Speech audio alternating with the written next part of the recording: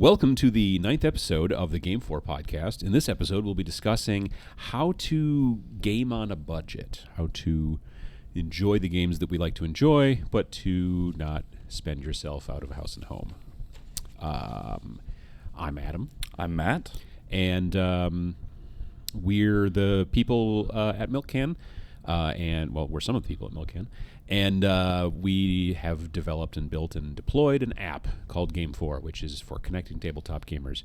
And this podcast is about gaming, how to build gaming community, how to go forward with your game, just all kinds of different things. Because we want to try to make the gaming experience more the accessible. community also larger as well. And by the experience more accessible. So what have we been doing lately? What have you been doing? So this past Sunday, my D&D campaign, we finally wrapped up our dragon heist campaign. Did you steal a dragon? And dragons in that game are considered the money. So it was actually money that they were trying to heist. I see. So it wasn't an actual dragon. Well, there was a dragon guarding it. Which I don't think they figured out yet that it was a dragon, but they talked him into sharing some of the gold. All right, well, that's by basically keeping anyone else out from it. So all right. I don't know if that needs a spoiler alert. I hope not. Okay, well, yeah. But yeah, so they'll be diving into the maze of the dungeon of the Mad Mage pretty soon. So okay, that's another license? Yeah, so that kind of carries on right basically where this ends and goes down. And, right. And there's a lot of hooks that hook back into it and stuff like that. So it'll be fun. Well, that's cool. Yeah. Do they do that a lot? Reference like previous modules and things like that? No, this one was kind of built that way. Like this was, an intro, first through fifth level, and then knowing that there was going to be another campaign coming that would be 5 through 20. Sure. Okay. So, what have I been doing? I've been working on getting things ready, like because I'm basically a miniatures player, and you know this as well from painting and stuff like that. You as the seasons move on, you have a tendency to start working very hard to get a bunch of things primed outside before you can't anymore. Mm-hmm. Those of you who live in areas where you can prime year-round very easily don't have this issue, but those of us who live in a place like Wisconsin, let's say, there's a lot of time in the year where it's just too snowy, too cold, sometimes too humid in the summer, whatever, that kind of stuff. There's a very small window. There can be, yeah. And generally I do most of my priming with airbrush. If I'm painting models and things like that, priming with airbrush is great because you can do it indoors at any time. It can be raining, whatever. But with terrain, I do frequently like to use a spray can instead of my airbrush. I can do it with the airbrush, but airbrush is for kind of a little bit more of a finer kind of area, whereas if you've got a bigger piece of terrain, it's easier to do it with a rattle can, I think, generally. Yeah. So I've been working on, I've got some Star Wars Legion buildings that were 3D printed that I glued them all together, and then I'm working on texturing, and the texturing's done, and then I did some, some spackle. I forget what that wall compound, I think they call it overseas maybe. And I did that to make it look like some of the, stucco had come away and things like that or whatever. And now I'm going through and priming everything so it's all kind of roughly the same color. The embellishments, the shading, all that stuff will happen over the course of the winter in the house, airbrush, regular brush, that kind of stuff. But this big stuff I wanted to get out of the way. So I've got a few pieces that some that were existing army pieces that need to fit with the rest primed the same as the other ones. And a few terrain pieces I suddenly realized I need to paint. I also built the models that came with the new Warhammer Underworlds game. Oh, that's right. Yeah, it's called Beastgrave. Mm-hmm. And so there's 11 models in that box, and they're push fit. They're relatively simple to put together. But I built those. And what's new in this version? So like last one introduced magic, right? There's not like a thing that's equivalent to that in my opinion. They've gone through and they've tweaked some rules and they've made some little changes here and there. But there's not like a brand new, now you can do this, or like, because when the second season came out, Night Vault, the first season being Shadespire, which kind of introduced the game. And then when Night Vault came out, they were like, and now there's magic. There's still magic in Beastgrave, but there's also, I think it's a little bit more about the creatures. I mean, there's one of the big things is that there are lethal squares, or not squares, hexes on the map, so you can not only, like, if I push you into a lethal square, you'll take damage or potentially croak. Okay. You know, so there's that. Plus, each player gets to place a lethal hex at the beginning of the game, so you can kind of do things that way. And then even with certain cards, you can make it so that objectives turn into lethal squares and things like that. Okay. So, like, the ground itself, like the actual place that you're playing in, is much more dangerous than the other games.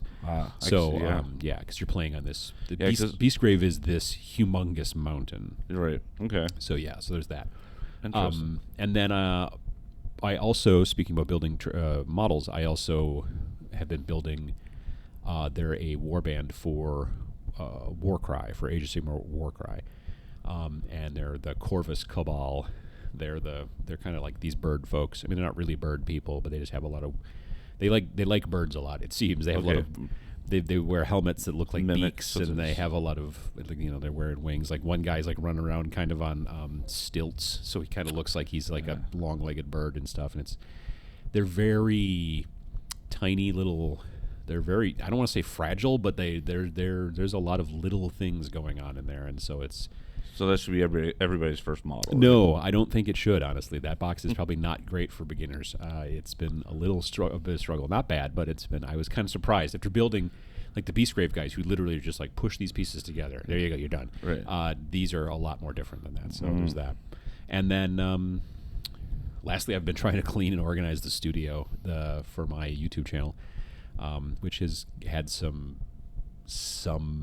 you know, there have been some wins, but some losses. So yeah, that's been kind of going on as well, taking up my time as well. Nice. We are definitely keeping busy. Yeah, no, definitely. Yeah, it's you know, it's. I wish I was making a little bit more progress in all of those things, but you know, there's only so much time in the day. So that's kind of an issue. Maybe time management is something we should talk about sometime on the podcast. Hobby time management. I like it. It's not a bad idea. I'm going to write it down. You should definitely write it down because my memory is hot garbage. Hey, we've got a question from the audience. Awesome. Who's it from? Lovely. This is from a listener named Bear's Corner. Okay. Probably not their given name, but it's close enough. I want to make sure I'm not... Yeah, okay, it's all on one page. Good. So this comes from Bear's Corner. I have a really hard time finding people to play Flames of War within my area. Flames of War is a World War II miniatures game, historical miniatures, if you will. And the scale is about 15 millimeter, which means that the little people, like the soldiers, are only about half as big as what you might be used to, like with, say, Warhammer, you know, that kind of stuff. Right. So they're quite tiny, but that game is more about tanks. Okay. So you know you do have little stands of infantry that you move around, but it's usually like a little. Oh, I don't know. It's maybe 1.5 inches by 2.5 inches, and then there will be 4 or 5 little tiny people that are glued onto that base, and you move them as a stand. So you're not moving individual little tiny folks, which you would lose. I would lose them. Yeah. At least when they're on those things, you can kind of get them around better. But then the tanks are like maybe around the size of like Hot Wheels, Matchbox cars. Yeah. A little bit that size. Yeah. But yeah, so it's a different scale than most miniature games. For those of you that don't know, are generally around the 28 millimeter scale. So there's a long story behind what that means, but you know there you go. These are smaller than that by about half. So anyway, there are a bunch of gaming stores in my area, and they don't carry the products either, the Flames of War products. So even if I get people interested, then they can't get the models locally. I love the game, but it's frustrating to get a regular game going. I really don't want to give in and play Warhammer 40K just because it's popular, which it is. It's the most popular of the miniature games. Absolutely, but it's not for everybody. Right, exactly. Any thoughts? Thanks. Well, Bear's Corner. As a person who has played, actually, with Flames of War in the past, and doesn't particularly play it anymore, partially due to the reason that you're kind of mentioning here, is that, yeah, it is... When, you know, there are popular games out there, and this is a very different thing, I think, in miniatures than it is in, say, board games, that kind of stuff. Like, if you're interested in some specific collectible card game, then generally you need to be able to find other people to play with.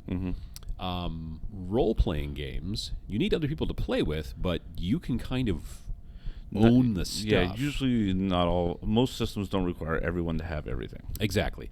So you could easily, like, if you wanted to play Paranoia with a bunch of folks, they would not have to show up with anything except for maybe dice. Correct. I can pre-roll characters and basically help guide them through some initial stuff. Yeah. And so that's one of the big benefits to, like, role-playing games. It's one of the big benefits to board games. One person generally brings the board game, and then you open it up and you all play. With collectible card games, that's not as much. And with miniatures, that's really generally the case, where everybody kind of needs their own set of stuff. Right. And I'm not just talking about dice and a tape measure, but everybody kind of needs their own models and things like that. Right. So trying to get folks on board with with miniatures gaming can be more difficult because it's you need to basically have, and we've talked about, I think, this a little bit before. I know I've talked about it on my YouTube channel, but I think we've talked about it here about kind of being a gaming advocate. Yeah, I think that's where he was responding to in episode 2, I believe. Okay, yeah. So when you're a gaming advocate, what you end up having to do is basically like, if you're trying to get a game that's not particularly popular in your area to be popular, it becomes a situation where you then have to start doing some work. Right. You know, you have to. One of the reasons that skirmish style games for miniatures are really popular right now is because they are smaller army lists. They're smaller. Right. You like a skirmish style game generally will maybe have between 5 and 10 models in your army, because it's not really an army; it's more of a war band or a crew or however. It depends on the game. Whereas a normal kind of like the big popular games out there, like your Warhammer 40,000, your Age of Sigmar, generally you've got between 20, 30, 40, could be as many as 100 models, depending on how big of a list you're building. Generally, when you play a miniatures game, each player matches up. Like you and I were going to play, you know, we would say, let's play a 1,500 point game. Okay. Yep. And the rule set would have points set for all the and so we would have 2 hopefully equal armies because the points are set up that way. But if you decide let's play some big games, let's play 2,500 points or whatever, well, that's a lot more models. And if you're playing an army that is more like horde oriented, right, versus elite, that's a lot of models. So like in Flames of War, the horde oriented model or unit or the team basically is the Soviets. They just have a lot of infantry and not very many tanks. Whereas like say the Germans have powerful tanks, but they don't have a ton of them. Right. You know. So in that situation, as an advocate, you need to be able to, in many situations, bring both sides. If you're trying to get a miniature game to fire off in your area, you kind of have to bring both forces and then say, hey, some way to let people play. Right, exactly. They pay, Yeah. So in that situation, your skirmish games are great because I could then build and paint 5 guys for this force and 6 guys for that force, and now I have 2 forces and we can sit down and play. But when it becomes something like Flames of War, it becomes difficult because a full-blown legal-sized, list can be a lot of models. Right. So thoughts on a army size one? I think we kind of talked about this a little before. Yeah. You can play those games, Flames of War specifically, you can play them with fewer than the normal points lists. And if you're trying to teach somebody to play the game, you may look at doing that. You may build one force that's your force and build it out to whatever the standard points cost is. And I know with Flames of War, the thing that's interesting about Flames of War, too, is that there are 3 different time periods. At least there used to be. Okay. There's early war, there's mid-war, and there's late war. Sure. So if we're both playing against each other, we also have to be playing the same era. Yep. Because if I'm using early war versus late war, that means your stuff's more technologically advanced, and it's a whole thing. So if you built one list, one army, that's your army, you could then build a smaller army from another company or another group, another country, whatever, and then use a little bit of yours versus that little bit that you used that you built as the secondary, as a demo, as a training, as so some scenario like maybe they're trying to take out a tank, like it's a new tank, right? It's small little kind of demo things that at least you can hopefully get someone to kind of wet their whistle and understand the rule set to a little bit and something like that, and determine if that's something that they want to do, right? And there's an art to it because you kind of want to figure out what the hook of the game is. Why is this game better, why do you think this game's better than other games, so that you can kind of demonstrate that the best in that campaign. Right. I would also generally tell you to try to lose. Honestly, if you're doing a demo, try to lose. It's not a bad idea. Right. Or at least don't crush them. Don't crush them on purpose. No, I agree. Absolutely. And then once so say he does this, or she, I'm not sure if it's a Bear's Corner is gender neutral. Yep. They get 4 or 5 individuals that are starting to get interested. You've gotten some folks in there interested now. Okay, so now what's the next step that they do? Well, the next step in that situation, in my opinion, is that you decide to, like, if you go to your local game store who doesn't currently, like in this example, carry any Flames of War, you go to them and you say, look, I want to order this, and this person wants to order that, and she wants to order this, and you go in there and you kind of do like a bigger group order.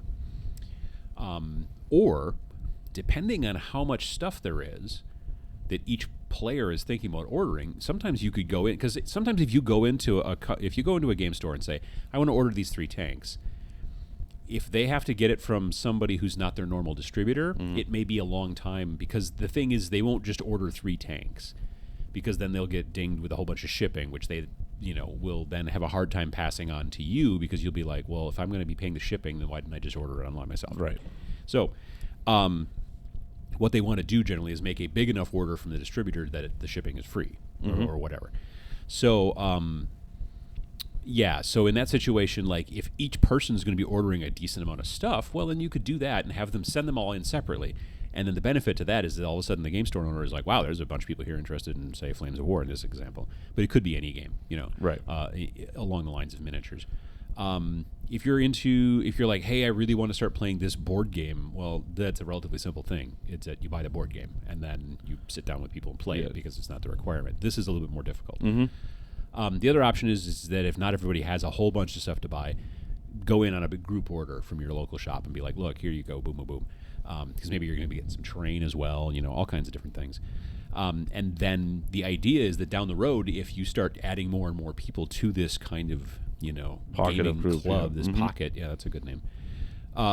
Hopefully the idea is that your local game store, when they see these orders coming in, they might start carrying some of the more standard kind of stuff, right? Or the rules book, and maybe pre-ordering, letting you pre-order some stuff. And I mean, because the thing is that in most situations, just because you walk in and say, I need these 3 tanks, and that's not enough for a full order from the distributor, most likely your game store orders other stuff from the same distributor.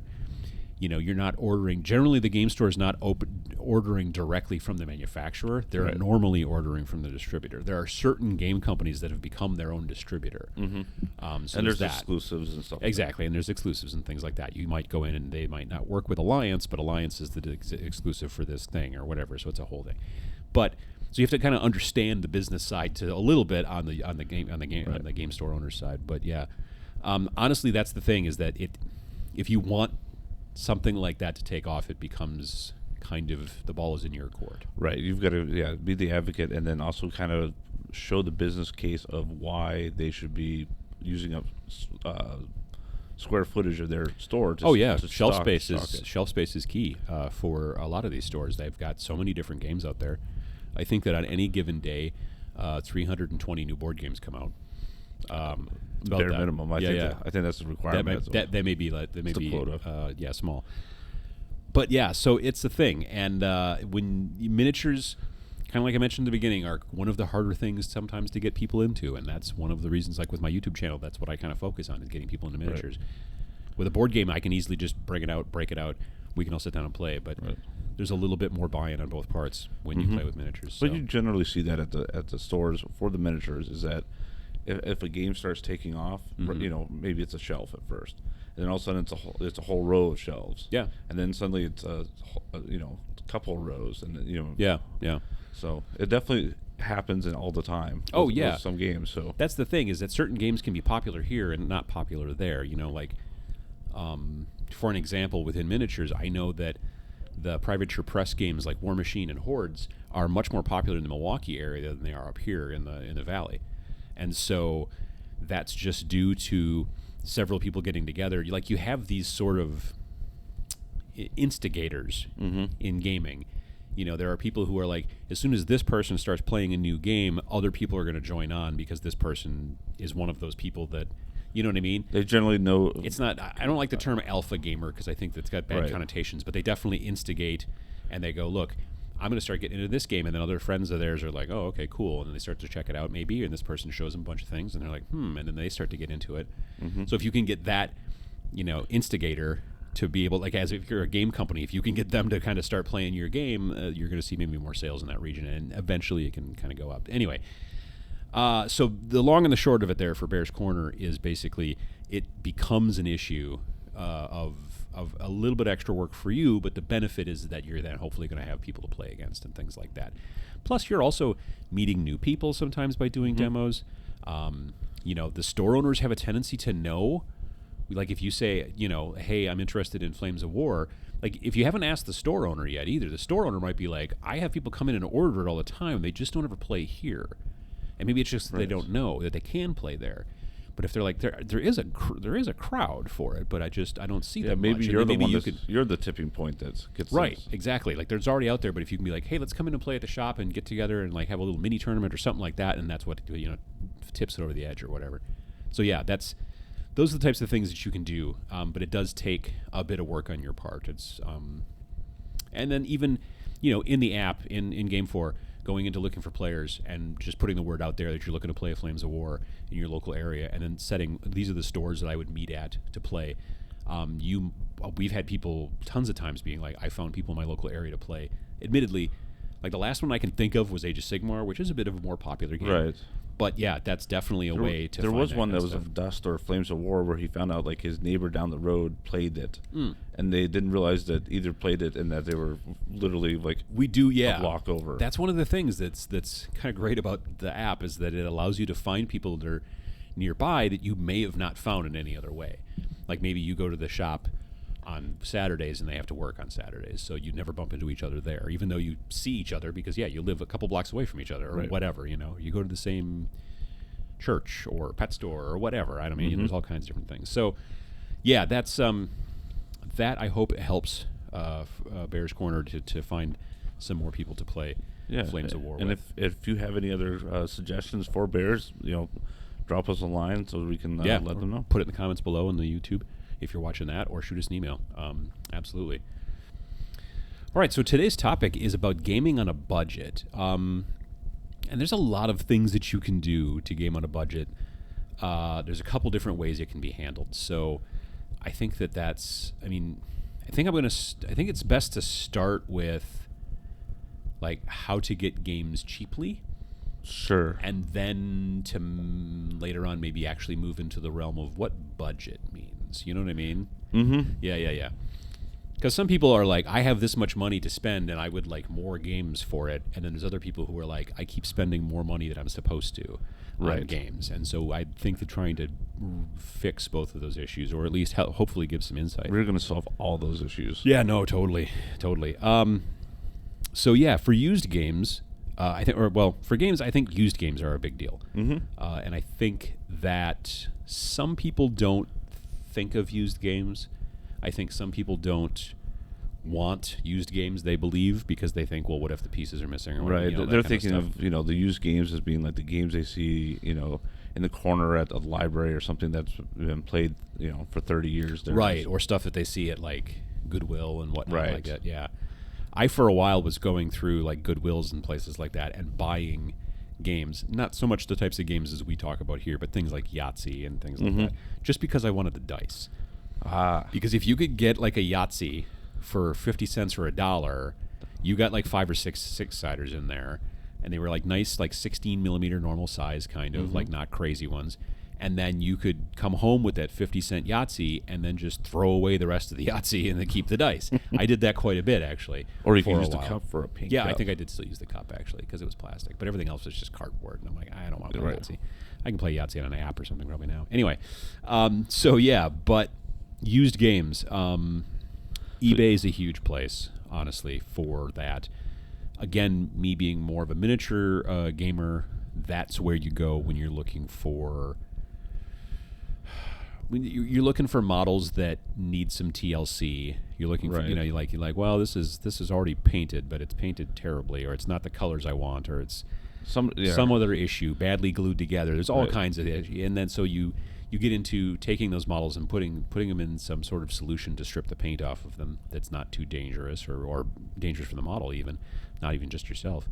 And then you can find a lot of, I mean, obviously the brand new stuff is hard to find on eBay, but if you're looking at some stuff that's a bit older, you can find usually pretty good deals and save yourself a bunch of money by going that direction, if that's what you need. There are a lot of people who are also like, I don't ever want to use used models because I want to be the first person who built it and put it together the right way and painted it the right way and stuff like that, and that's fine. Go to your local shop, pick those up. And you'll probably have to, if you're still interested in the budget thing, you'll have to wait till the second part of this, but yeah.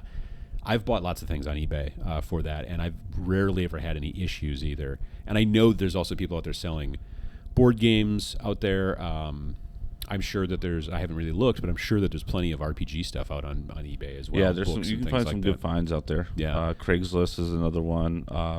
See, I've never looked on Craigslist for gaming stuff. Yes, camera stuff, but RPGs stuff. Yeah. Really? Every once in a while, someone's clearing out their basement and want to get rid of. There's a couple different pieces of software, like different apps out there you can use. I use one called If This Then That, which spells IFTTT, I think. Yep. And you can set that to look at your local Craigslist, and you can put in keywords and have it send you an email when those keywords pop up. So you could type in Dungeons and Dragons or things like that, so that when someone's like, hey, I'm selling a bunch of Dungeons & Dragons stuff, you'll get an email about it and be like, and you won't have to sit there and search every day or whatever. Right. So that's kind of nice, too. Another thing with RPGs is that a lot of older stuff is now free. Or as a PDF or something? PDFs like and stuff like that. You can sometimes find it that where basically they've allowed the copyrights and just released it out. Yeah. I would definitely look at the company. Yes. Yeah, I wouldn't just go and say, "Oh, this guy's got a PDF of the brand new." Yeah, that's going to have viruses in it at the very least. At the very worst, well, at the very least, you're taking it's piracy. You know what I mean? But the viruses as well, which you don't want. There is also a pretty large group of people buying and selling used games on Board Game Geek. That's right. Yeah, so that's a big place for that kind of thing, I think, which is really interesting.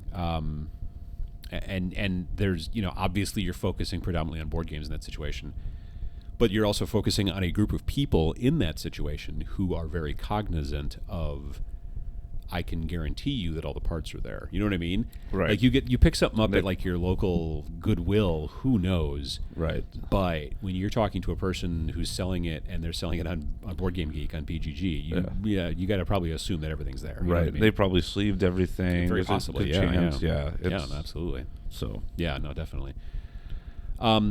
Just another great place, I think, to also buy used games is from your friends and other people in your gaming group, gaming club, gaming community, that kind of thing. And that can help your budget, too, by selling or trading your games, too. Yeah, and sometimes it's not even a budget situation. You're right. Sometimes it's trading, which kind of gets into the kind of the next thing, which is they're known as math trades.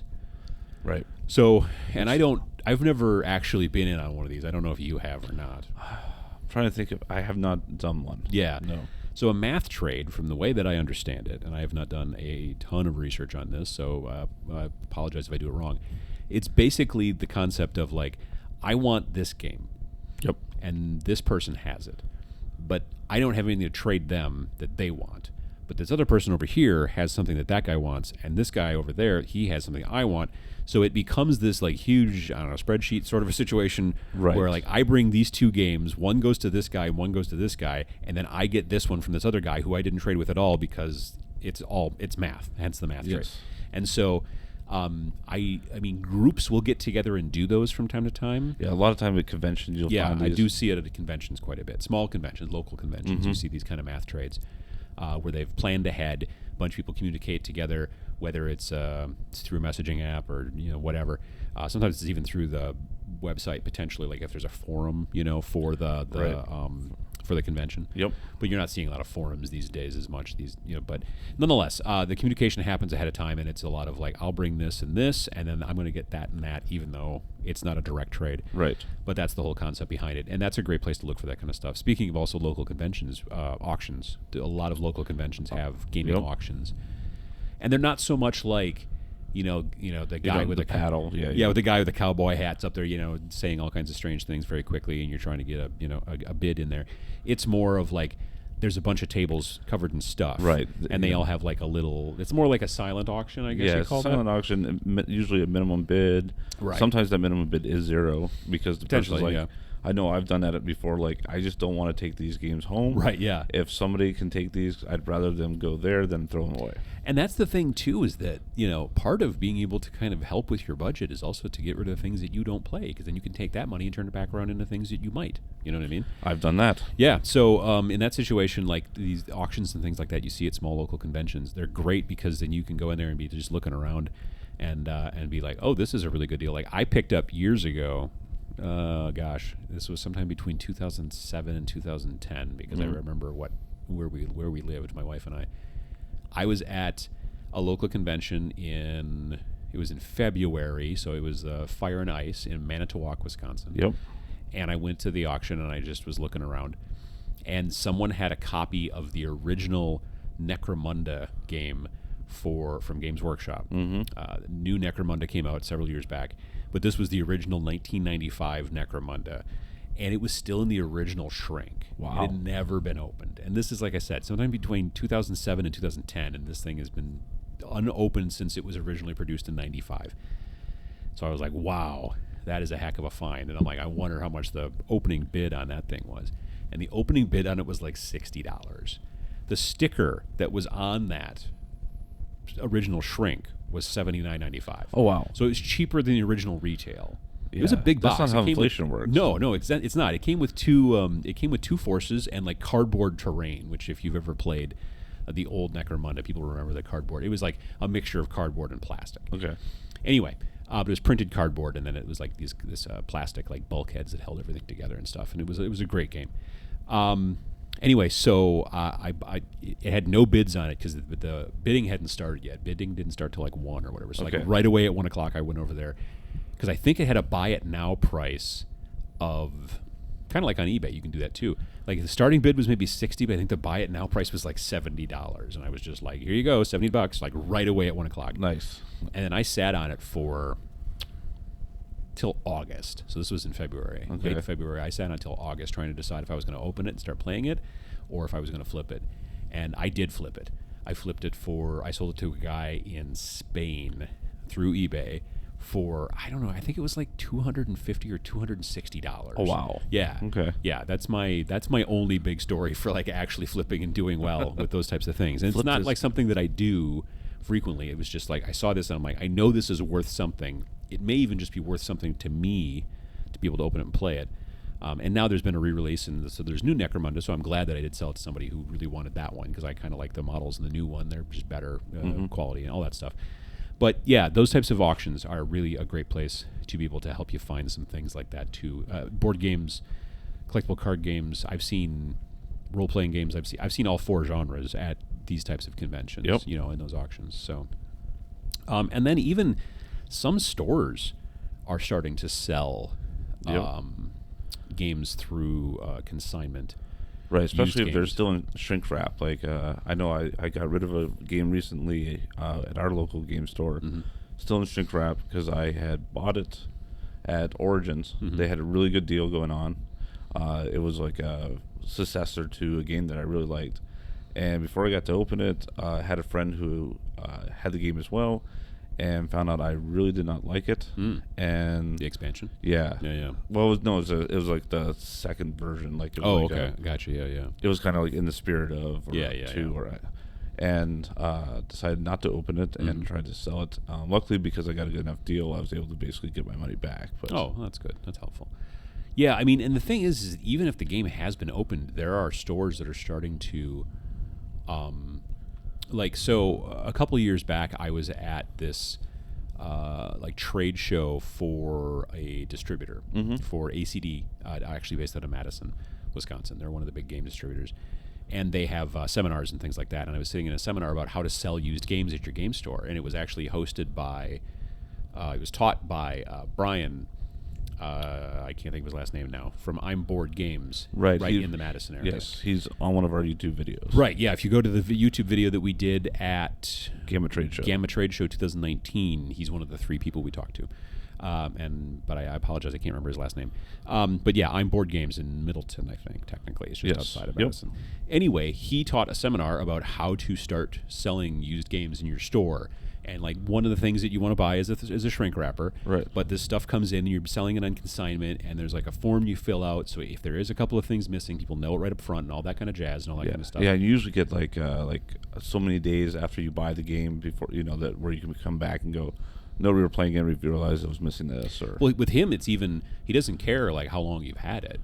Oh wow. Oh yeah, no, it's very comprehensive, but it's like you have to go through and completely outline like what's there and what's not and all that kind of stuff and the quality, and then and then they shrink wrap it and set it up, and then people can feel good about buying it at the store because they know all that up front, and plus it's on consignment and you use it I think for maybe store credit and stuff like that. Oh, I've seen like when you buy it. So if you buy I see. When the person who buys the game on consignment for something, right, you could bring it back. There's like sometimes people will sell it and it's not even they're trying to.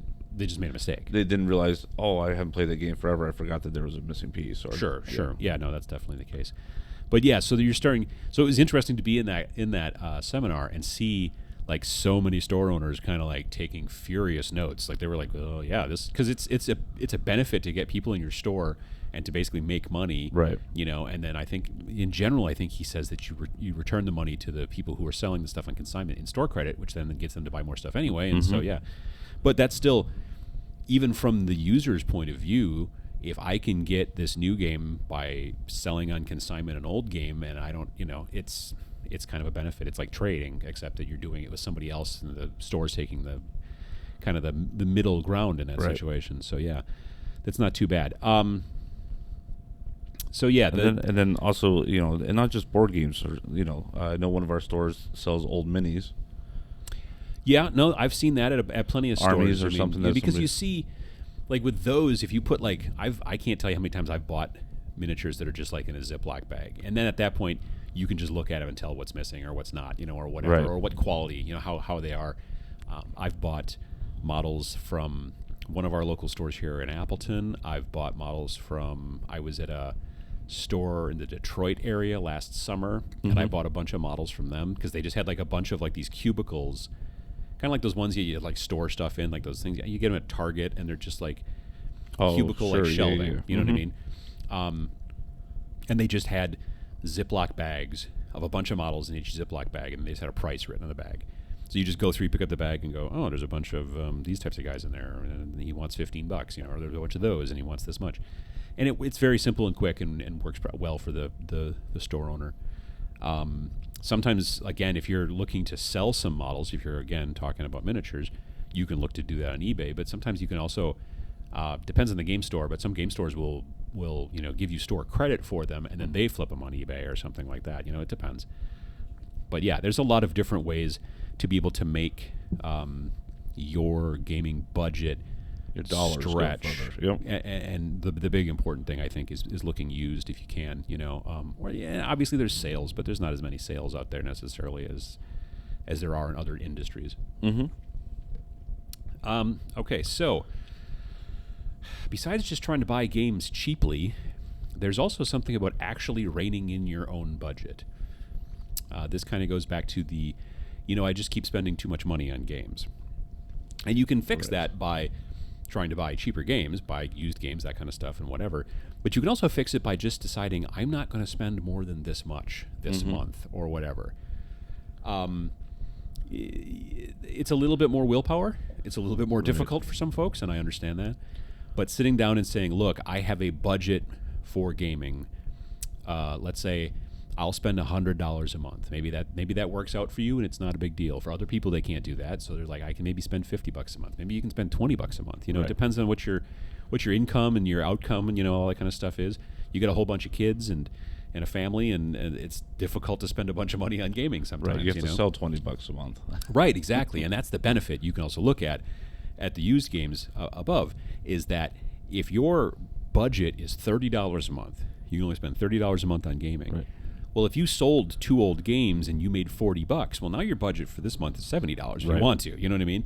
So you can go that direction too. You could also take that $40 and put it into, I don't know, diapers or whatever it is that kids eat. But you know, on the hand, if you're also doing this, you can use this to maybe save up for that big thing that's coming out post Gen Con that you know is going to be $100 box, but it's going to be like Gloomhaven. Like Gloomhaven was pretty expensive when it first came out, and even today it's still not a cheap box. But it also weighs like 1,000 pounds. Right, I mean, it's there's like a lot half of a ton. stuff in it. Yeah, exactly. So you know, in those situations, you want to save up and things like that. So you might end up clearing out stuff to maybe make your monthly budget for the month that thing comes out bigger. And sometimes if you keep your budget completely digital, it's a little bit easier to spend over.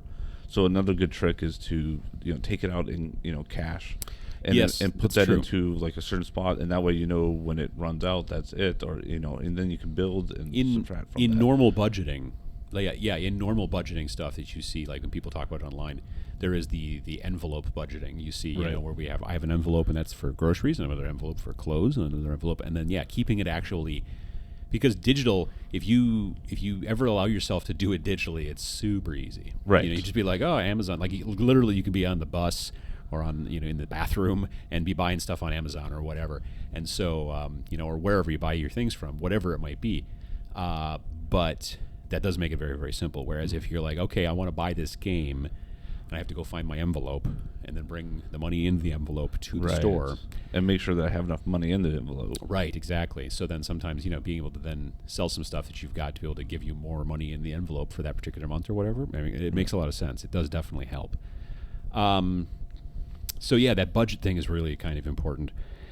With minis, again, kind of my area, the trick is, and it's the joke that goes around quite frequently, in a perfect world, you don't buy more minis until you paint the ones you have. Now, that's, again, very frequently a meme that goes around. I've seen plenty of different things like that pop up on Facebook and other places, Reddit and whatnot. But, there's something to be said for doing that where, having a basement full of minis or a closet full, depending on where you live in the world. And 'cause I'm always referring to a basement, but it turns out not everybody's got basements. That's true. Yeah, so wherever your hobby space is, having some sort of giant pile of unpainted stuff and then going and buying more unpainted stuff is not necessarily great for one's budget. Usually not. Yeah, so there's that. And so trying to definitely say, all right, I'm going to just get a lot of this stuff painted, because if you're into painting, if you enjoy that kind of stuff, it is definitely something that's exciting and interesting and fun to do. So there's no reason not to. And so you like that kind of stuff, which makes a lot of sense. Collectible card games. Collectible card games, that can be, people will refer to it as cardboard crack. I mean, it's a definite money sink, or it can be in certain situations. Right. You can chase a lot of money into that. Right. Yeah. If you're just trying to find just that one card that's really going to bring your deck around, things like that, and you're always looking for another card that's going to bring your deck around, or multiples of that card. Well, yeah, exactly. Right. Like that can get really expensive. Whether you're going on to say like a place like eBay and buying, I mean, you can't really buy those cards new. I mean, you can buy a booster new, but you don't know what's in there. Usually but when you're like, I need this specific card, well, if it's a really good card, then generally it costs more to buy. And from what I understand, and I've not really ever dabbled too much into this, but this is a very up and down kind of volatile kind of market. As far as like the cards can go up and down and all that kind of stuff. And there are people who are investing, like just literally like, oh, I'm going to just invest, so I've got money for retirement, which is amazing to me, with little basically, sheafs of cardboard basically, that you know what I mean? But so like one of the reasons that I really enjoy the game Keyforge from Fantasy Flight Games is that there is no deck building. So I'm never like, oh, I really need to go find just like this one special card for my deck, because I can't put it in that deck. Right. Or you open a booster and you're like, oh, this is a great card. Now if I just get this card to go with it, we're kind of exactly suspended. Then that's what's great about Keyforge is that there is no deck building. You buy a deck, you get 36 cards, and that's the deck. Right. If you get bored with that deck, you buy a new deck, but it's still only it's like $10 for every deck. Yeah. So you're not constantly like, oh, I'll spend $6 on this one and $3 on that one, and well, this one's really good, but it's $12 and I need 2 of them. You know, I mean, you don't want to go down that road necessarily if you're trying to be on a budget. Mm-hmm. But like I said, a game like Keyforge, like I think at this point still, I only own maybe 5 decks. Yeah, I think that's about how many I have. Yeah. And it's a lot of fun to play, and I'm enjoying that. So that's, you know, if you're into like collectible card type games, and you're trying to save some money, and you're also not super into deck building, then I think that's a good place to go. Mm-hmm. But also just trying to maybe just be more creative and less worrying about having the absolute, min-max. Yeah, I mean, if you're trying to get into it competitively and you want to win tournaments, well, there's not a good, cheap way to do that. But if you want to have a good time and play games with your friends, honestly, one of the big ways that I've heard about, and I don't know if I'm saying this properly, but I've heard talk about cube drafting, I think is what it's called. I think you're right. That's where like someone gets together a whole bunch of cards that they've had for years and years or whatever, and then you, as let's say a 4-player group, just draft from that giant pile. And then it's almost like a board game at that point because only one person had to bring the stuff. Mm-hmm. Normally when you're playing like a game like a collectible card game, you bring your deck, I bring my deck, or decks in both of those situations. And then we sit down and play. And I'm constantly trying to get one of my decks to beat your deck and stuff, so I might go back to the shop and buy some other cards so that I can hopefully tune my deck more. Mm-hmm. But when you're sitting down and you just want to play a game of that style, just grabbing a giant pile of cards that one of you happens to own and then drafting from it makes a lot of sense, and then you can go from there. And have some good times, and then nobody's really spending much of anything, which is also not a bad way to look at it. So, and we did kind of mention this a little bit earlier. One of my mistakes that hurt my budget was buying a game before you play it. Right. Yeah. No, that's definitely true. I think that it's a good idea to, try before you buy, and then that way you can really find. Maybe this isn't the game for you. Maybe there's been a lot of talk about it online, and you've been watching videos and things like that, and people have been really talking about how great it is. But as it turns out, you just don't like this one part of it. Right. Or once you've played it once, you're like, I'm okay with that. It was fun, but I'm never playing this again. Yeah, exactly. I think there's a lot of people out there, specifically in board games, who if they maybe played a game a couple of times, then that would cause them to not be interested in buying it. Like if they've got a friend who's got it, well, then there's, you know what I mean? Right. And I know that there's a lot of that in board gaming where if you've got a friend who's got it, then I don't necessarily need it unless I think I do, and that kind of stuff. So, yeah, but playing a game before you buy it also helps you to not just collect, a big giant pile of games that are unplayed in your house. Right. Which I think is also important. And again, if you're a game collector, great, but then there's not really a good way to be a game collector and also do it on a budget. Mm-hmm. To some degree, that's actually... sometimes you can, if you're a collector, going to auctions and things like that is a great thing. Like I know that at Gen Con, the auction goes on all week long. Wow. Okay. And it is massive. But it is not only just like, oh, here's some stuff, that's relatively recent or a couple years old. It's that stuff, but it's also, there are certain days where this is, a D&D module from 40 years ago, or this is like a signed this, or, and so it can get really high-end fancy stuff too, which is interesting. Another thing is to kind of go back to the question that we had from today's podcast, which was about how to become a gaming advocate. Sometimes in your kind of search to become a gaming advocate, you eventually become a demo team for a company. We've got some friends who actually demo team for the company that makes Flames of War. That's right. Based out of the southeastern part of Wisconsin, the Southeast Wisconsin Battle Badgers, as they're known. And they go to stores and conventions and things like that and run Flames of War. When you sign up and kind of become a volunteer demo team for a game company, generally those game companies then either give you discounted rates on buying your own stuff, or they might even give you free stuff or store credit or something along those lines. Right, yeah, you build credit for how many demos you run. Because you're basically trading your work and time for product, which at least is then not, you spending money. So if you've got extra time, it's not a bad way to look at it. Also going to conventions. If you go to a convention, and this is not necessarily saving you money in your budget for buying games, but it's saving you money because you go to the convention, and if you run a bunch of events, usually they give you a discount on entry into the convention, if not a free badge, which can also help you save money. Because really, if you're looking at your gaming budget, you either break it down into I have a gaming budget, but then also a convention budget, or they're both together. where this month I'm going to this convention, that means I can't buy any games. Well, if you're going to a convention, you're probably going to buy some games, especially if there's like an auction or something like that. So if you can get to the convention for free, well, then you get your whole budget available to you while you're there. And then you can even justify it. You're like, I got in for free, so that's like $50 right there. Yeah, exactly. Depending on the size of the convention, certainly. Yeah. So all these different things are ways that you can, I think, help to reduce your budget, and many of them give you multiple benefits. Like going and running demos and things like that, you meet new people. You're also helping spread the love of tabletop gaming within your local area. You're whatever, you're growing the games that you like. Exactly. Yeah.